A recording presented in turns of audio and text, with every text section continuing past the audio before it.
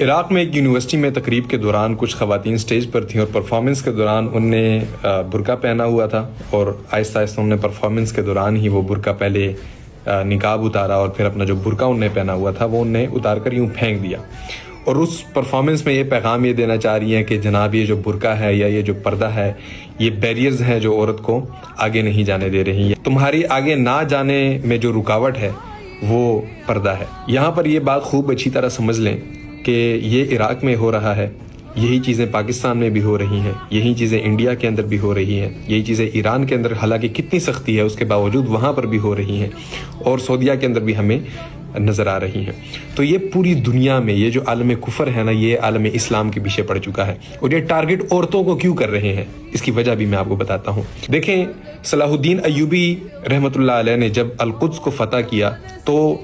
تمام جرنیلوں کو لایا گیا وہاں پر گرفتار کر کے۔ صلاح الدین ایوبی کے سامنے جب تمام جرنیل کھڑے ہوئے تو اس میں سے ایک جرنیل برنس نے صلاح الدین ایوبی علیہ الرحمہ کو یہ کہا کہ اے صلاح الدین ایوبی، یاد رکھنا ہم تم مسلمانوں کی ایک ماں کو بھی اس قابل نہیں چھوڑیں گے جو کہ دوبارہ کسی صلاح الدین ایوبی کو جنم دے سکے۔ یعنی اس نے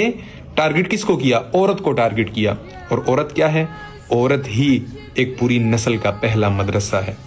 عورت ہی وہ مدرسہ ہے جس سے ایک غیرت مند اولاد پروان چڑھتی ہے۔ اگر اسی عورت کا مدرسہ ہی بگاڑ دیا جائے، اسے بے پردہ کر دیا جائے، اس کے اندر سے وہ دینی حمیت اور غیرت نکال کر باہر پھینک دیا جائے، تو اس عورت کے مدرسے میں پڑھنے والا جو بھی بچہ ہوگا وہ کبھی بھی بہترین مومن مسلمان اور غیرت مند شخص بن کر نہیں ابھر سکتا۔ تو یہ وجہ ہے کہ عالم کفر خواتین کو ٹارگٹ کر رہے ہیں، کیونکہ خواتین اگر بے حیا ہو گئیں تو پوری کی پوری نسل بے حیا ہو جائے گی۔ علامہ اقبال علیہ الرحمہ فرماتے ہیں کہ بیگانہ رہیں دین سے اگر مدرسہ زن،